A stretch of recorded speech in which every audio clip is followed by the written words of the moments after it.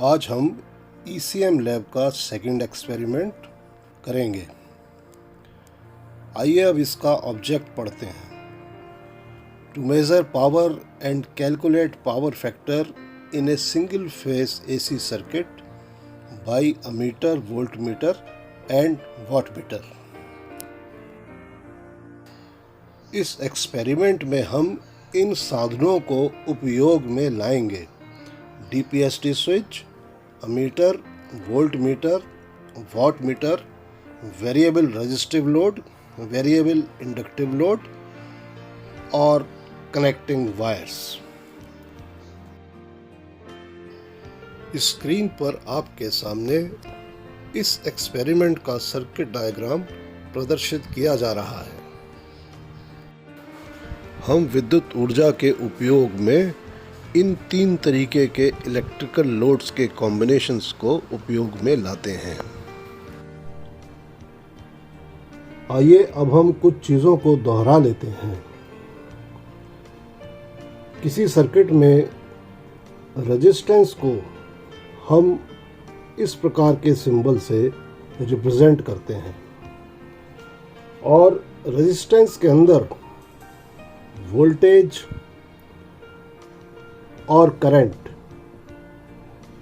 एक ही फेस में होते हैं, यानी इनके बीच में जो एंगल होता है वो 0 डिग्री होता है। तो cos 0 1 होता है।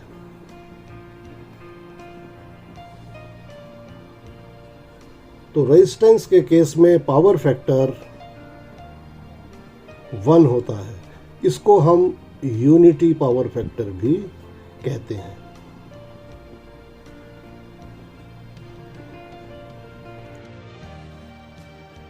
क्या आप घरों में यूज होने वाले कोई प्योर रेजिस्टिव लोड के नाम बता सकते हैं? Heater, immersion rod, iron, incandescent lamp आदि इसके कुछ उदाहरण हैं। अब देखिए, यह जो सिंबल है यह इंडक्टेंस का है और इसे कैपिटल L से प्रदर्शित किया जाता है। यदि किसी आयरन कोर पर कॉपर के तार की वाइंडिंग को लपेट दिया जाए तो इंडक्टेंस डेवलप होता है। इंडक्टेंस में करंट I वोल्टेज से किसी फाई एंगल से लैग करती है, यानी पीछे रहती है, जिससे इंडक्टेंस के कारण सर्किट में लैगिंग पावर फैक्टर इंट्रोड्यूस होता है। इंडक्टेंस के कुछ उदाहरण इलेक्ट्रिक मोटर्स, ट्रांसफार्मर्स आदि हैं। कैपेसिटेंस में करंट वोल्टेज से किसी एंगल पर लीड करती है, इसलिए कैपेसिटेंस के केस में लीडिंग पावर फैक्टर होता है। और कैपेसिटर्स का उपयोग हम पावर फैक्टर करेक्शंस में करते हैं। देखिए, ये एक डिवाइस है जो सिंगल पोल की है। ये सिंगल पोल का एक स्विच आप देख रहे हैं। ये इसकी थ्रो है, यानी जब इसको सर्किट को जोड़ना होगा तो ये जो थ्रो है इससे टच कर जाएगी और इसकी ये पोजीशन हो जाएगी तो सर्किट जुड़ जाएगा। और जब ये इस पोजीशन पे होगा तो यहाँ पर सर्किट ब्रेक होगा, यानी कि सप्लाई आगे नहीं जाएगी। और ये इसकी थ्रो है, तो इसको हम single pole single throw switch बोल सकते हैं। सिंगल पोल और सिंगल थ्रो, SPST स्विच। अब अगर दो पोल हो हमारे पास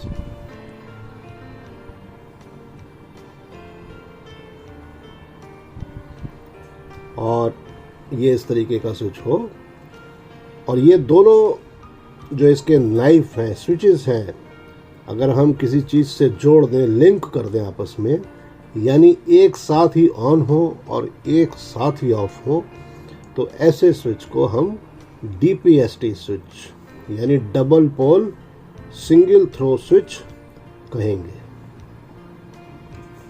जैसे सिंगल फेस अगर सप्लाई है तो अगर ये फेस होगा तो दूसरा न्यूट्रल होगा। DC के केस में पॉजिटिव और नेगेटिव हो सकता है। इसी तरह से अगर एक पोल हम और बढ़ा दें, यानी ट्रिपल पोल हो जाए, तो ये जो स्विच अब आपके सामने नया बना, ये TPST होगा, triple pole single throw switch. ये स्विच 3 फेस सप्लाई में यूज किए जाते हैं। आपको नोटेशंस मालूम है, जैसे RYB, तो ये 3 फेसेस के RYB नोटेशंस है, तो ये स्विच TPST स्विच कहलाएगा।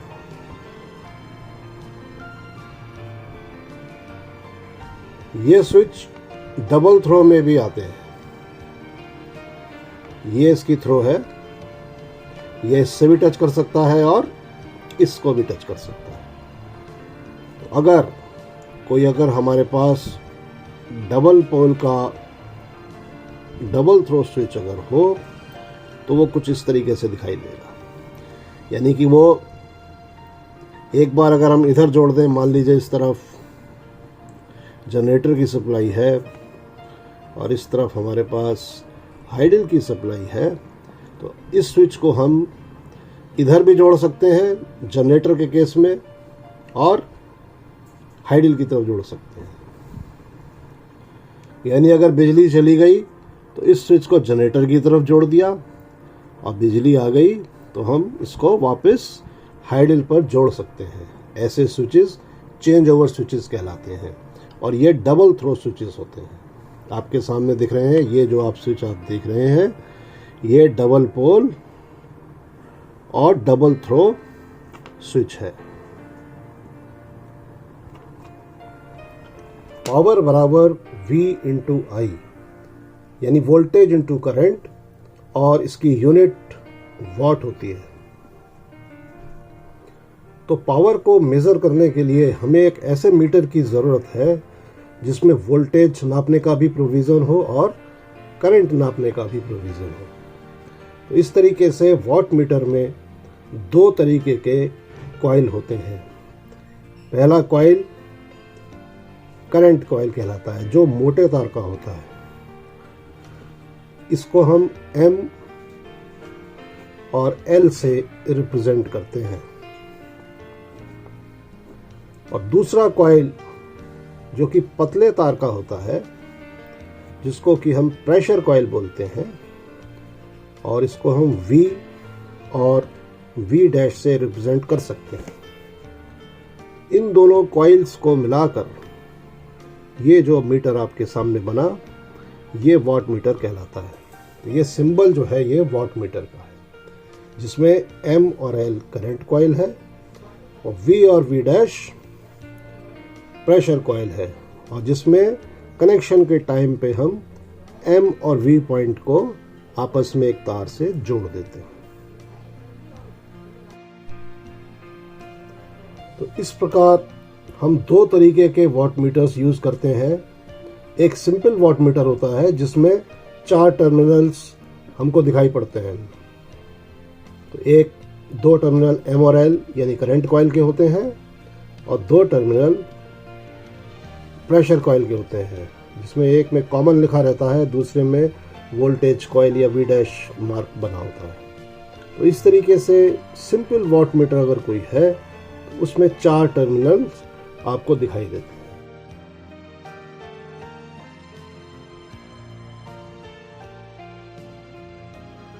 इस एक्सपेरिमेंट में हम रेंज एक्सटेंशन फैसिलिटी वाले वॉटमीटर को प्रयोग में लाएंगे। इस वॉटमीटर में हमारे पास 3 वोल्टेज रेंजेस की फैसिलिटी है, और इसी प्रकार करंट के लिए भी 2 रेंजेस की फैसिलिटी है।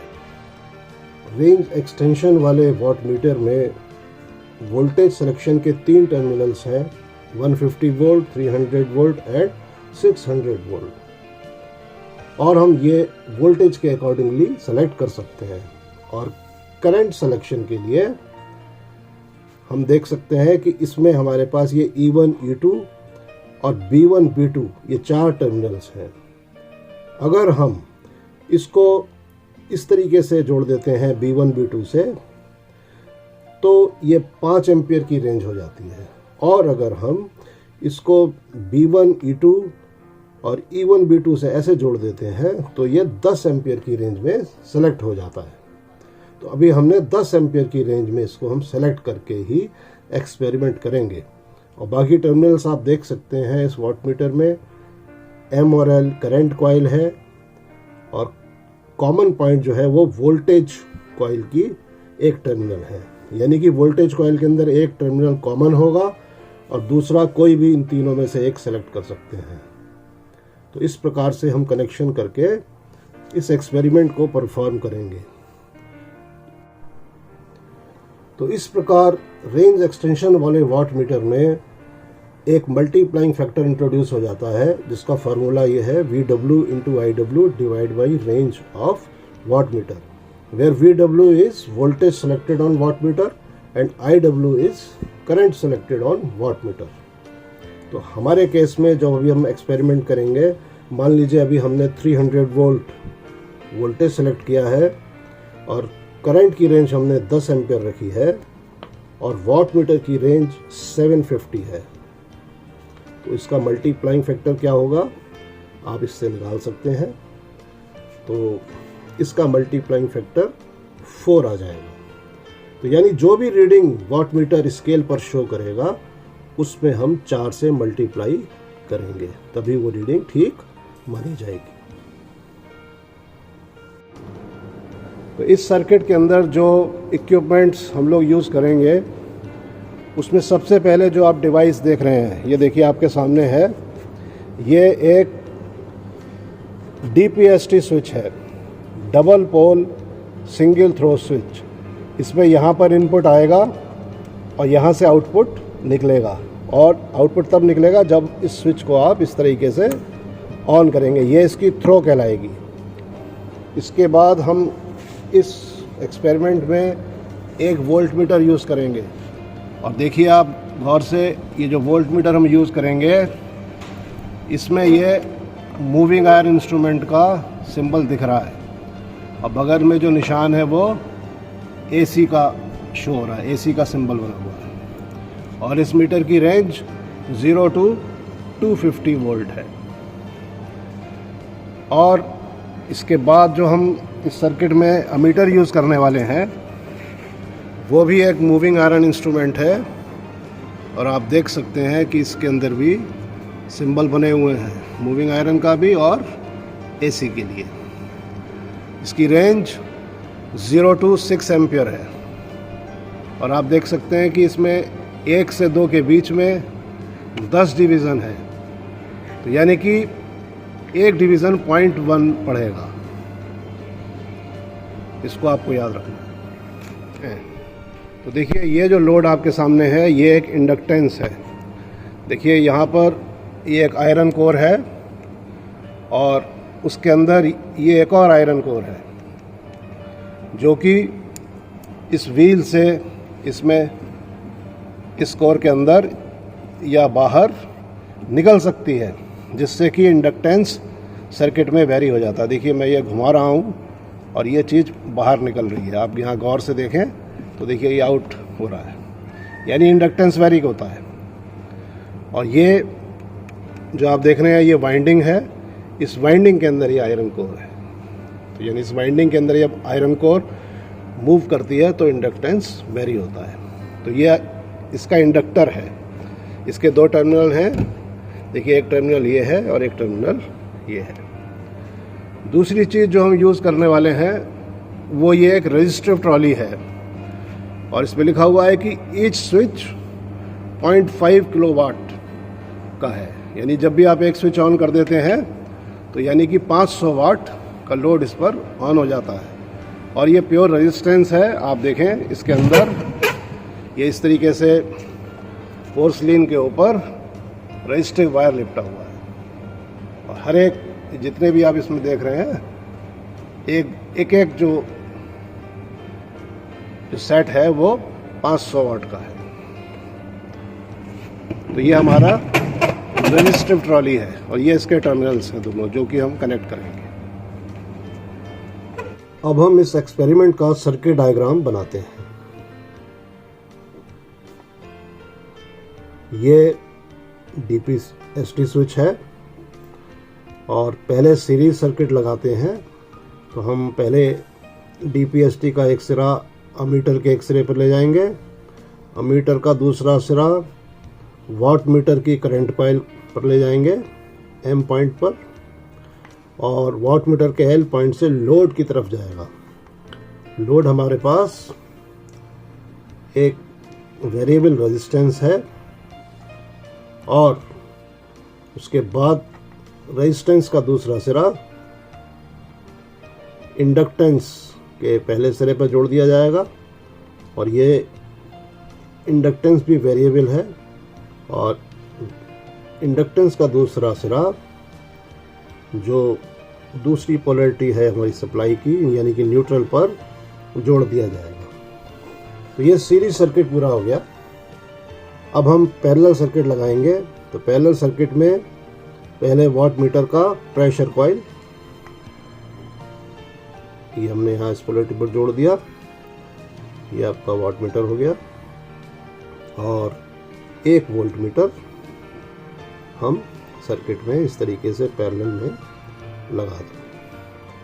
अब आप ये गौर से देखिए कि ये पॉइंट, ये पॉइंट, ये पॉइंट और ये पॉइंट, अगर मैं इसके लाइंस हटा दूं और इन चारों पॉइंट्स को एक साथ जोड़ दूं तो एक ही बात है, यानी कि ये सब तार लौट करके वापस न्यूट्रल पर आ रहे हैं। देखिए अब हम कनेक्शन डायग्राम बनाएंगे और पहले सीरीज सर्किट लगाएंगे। ये हमारा DPST स्विच है, एक अमीटर, एक वोल्ट मीटर, एक वाट मीटर, एक वेरिएबल रेजिस्टिव ट्रॉली है और एक वेरिएबल इंडक्टिव ट्रॉली है। और अमीटर के भी दो टर्मिनल हैं, वोल्ट मीटर के भी दो टर्मिनल हैं, वाट मीटर के दो टर्मिनल करंट कॉइल के हैं और दो प्रेशर कॉइल के हैं, और रेजिस्टेंस के भी दो टर्मिनल हैं और इंडक्टेंस के भी दो टर्मिनल हैं। अब इनको तार से हम कैसे जोड़ेंगे? तो देखिए, हम पहला तार मान लीजिए फेस है, उसको लेकर के पहले अमीटर के पहले सिरे पर जोड़ देंगे।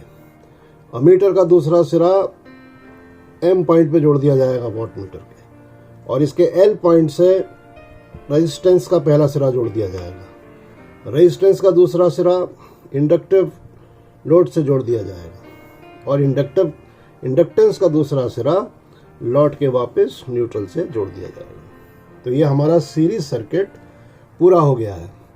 अब हम पैरेलल सर्किट जोड़ेंगे। तो देखिए, पैरेलल सर्किट के लिए हम वाट मीटर का ये सिरा मान लीजिए हमने यहाँ जोड़ दिया, इसको हम यहाँ पर भी जोड़ सकते हैं, लेकिन अभी हमने यहाँ जोड़ दिया है। और वोल्ट मीटर के लिए हम इसको मान लीजिए यहाँ जोड़ देते हैं और वोल्ट मीटर का ये वाला सिरा भी DPST स्विच पे जोड़ देते हैं। तो इस तरीके से ये पैरेलल सर्किट हमारा पूरा हो गया। तो इस तरीके से ये सर्किट डायग्राम हम लगाएंगे और उसके बाद एक्सपेरिमेंट करेंगे। देखिए, आज अब हम एक्सपेरिमेंट कर रहे हैं और हमने सर्किट जोड़ा है, अभी जैसा अभी आपको एक्सप्लेन किया था। देखिए, ये DPST के दो तार हमने सप्लाई से यहाँ पर कनेक्ट कर दिए हैं। और अब देखिए, DPST से एक तार, मान लीजिए अगर ये फेस है तो देखिए ये नीला तार है जो अमीटर के पहले सिरे पर देखिए यहाँ जोड़ दिया गया है, और अमीटर का दूसरा सिरा ये देखिए ये वाट मीटर के M पॉइंट पे जा रहा है। तो देखिए, ये वाट मीटर का M पॉइंट है। देखिए, ये वाट मीटर का M पॉइंट है, इस पे जोड़ दिया गया है। और M पॉइंट और कॉमन देखिए ये एक सफ़ेद तार से शॉर्ट कर दिए गए हैं, जोड़ दिए गए हैं। अब देखिए वाट मीटर से एल पॉइंट से, वाट मीटर के एल पॉइंट से देखिए ये तार निकला है और ये देखिए वाट मीटर का एल पॉइंट है। इस एल पॉइंट से देखिए ये तार, ये नीला जो है, ये रजिस्टिव ट्रॉली में के पहले सिरे पर जा रहा है। देखिए यहाँ जोड़ दिया गया है और ये हमने इसको कस दिया, और रेजिस्टेंस का दूसरा सिरा लौट करके जो इंडक्टेंस है हमारा, इंडक्टिव लोड जो है, उसके देखिए इस सिरे पर ये कस दिया गया है। और इंडक्टिव लोड का जो दूसरा सिरा है, लास्ट सिरा, ये लाल रंग के तार से हमने जोड़ा है और ये लौट करके देखिए डीपीएसटी के दूसरे सिरे से यहाँ पर जोड़ दिया गया है। अब ये सीरीज सर्किट इस तरह से पूरा हुआ। अब हम पैरेलल सर्किट जोड़ेंगे। पैरेलल सर्किट के लिए हमने क्या किया कि ये जो वाट मीटर का जो ये 300 वोल्ट से हमने जोड़ा हुआ टर्मिनल है, इसको भी हम उसी पॉइंट पर ले गए। देखिए ये हमने जोड़ा, ये ऐसे दिखा, ये देखिए हमने इसमें यहाँ जोड़ दिया है और इसी पर एक सिरा वोल्ट मीटर का भी आ रहा है। देखिए ये हरा तार जो है, ये देखिए ये वोल्ट मीटर का ये सिरा है और वोल्ट मीटर का दूसरा सिरा ये जो काला तार से जुड़ा हुआ है, ये डीपीएसटी के इस पॉइंट पे जोड़ दिया गया है। यानी कि अगर ये फेस है तो ये न्यूट्रल है। देखिए इस तरह से हमने ये कनेक्शन कर दिए और इसको टाइट कर दिया सब हम लोगों ने। और अब हम इस एक्सपेरिमेंट को परफॉर्म करेंगे। करिए। देखिए अब हम सप्लाई ऑन कर रहे हैं। देखिए सप्लाई ऑन कर दी और ये हमारे डिजिटल मीटर में 230 वोल्ट करीब दिखा रहा है। अब देखिए हम डीपीएसटी को ऑन करते हैं। देखिए डीपीएसटी स्विच ऑन कर दिया हम लोगों ने और हमारा सर्किट देखिए चल रहा है। रीडिंग अगर हम देखें तो देखिए ये वोल्ट मीटर रीडिंग बता रहा है। बताइए कितनी है इसकी, इसका लीस्ट काउंट कितना है? 5 वोल्ट। 230 वोल्ट इसमें दिखा रहा है। तो देखिए हम रीडिंग नोट कर रहे हैं अब। 230 वोल्ट। और करंट की देखिए, करंट कितनी है? करंट है 2.2 एम्पियर। इसमें जो एक इसका लीस्ट काउंट अमीटर का 0.1 है। देखिए 2 से 3 के बीच में 10 खाने हैं तो 0.1 हो गए, तो 2.2 एम्पियर। तो हम लिख लेते हैं दोबारा से 2.2 एम्पियर। और अब देखिए वाट मीटर में रीडिंग देखिए। तो वाट मीटर में इस समय कितनी आ रही है बताइए? वाट मीटर का लीस्ट काउंट कितना है? देखिए एक खाना 10 वाट बताता है। तो देखिए ये 50 वाट, 100 वाट, 150 वाट। तो देखिए 100 वाट, 120 वाट जो रीडिंग आ रही है वो कितनी आ रही है? देखिए गौर से, 120 वाट।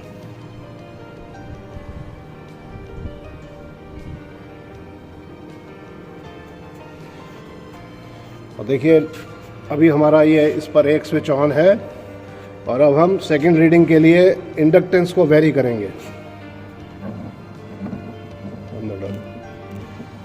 वापस देखिए इंडक्टेंस को वेरी कर रहे हैं हम लोग और आप देख सकते हैं ये कोर जो है वो इनर साइड पे जा रही है। और देखिए ये हमने इसको किया और हम सेकंड रीडिंग अब ले रहे हैं। तो वोल्ट मीटर में देखिए कितनी आ रही है? 230 वोल्ट। और अमीटर बताइए?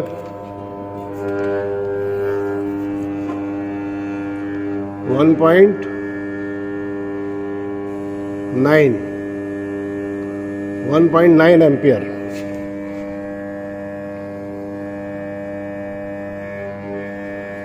और वॉट मीटर की रीडिंग देखिए,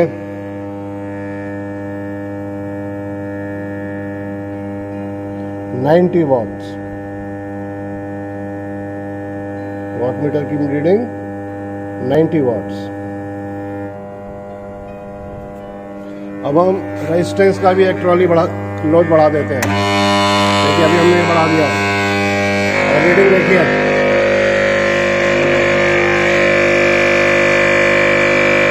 $230 वोल्ट और करंट बस देखिए यह 2.4 मीटर की रीडिंग आ रही है। और पावर देखिए,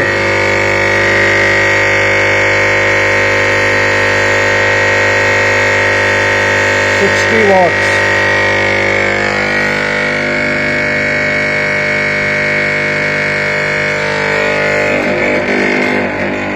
अब हम एक्सपेरिमेंट हो गया है, अब हम पावर ऑफ कर रहे हैं।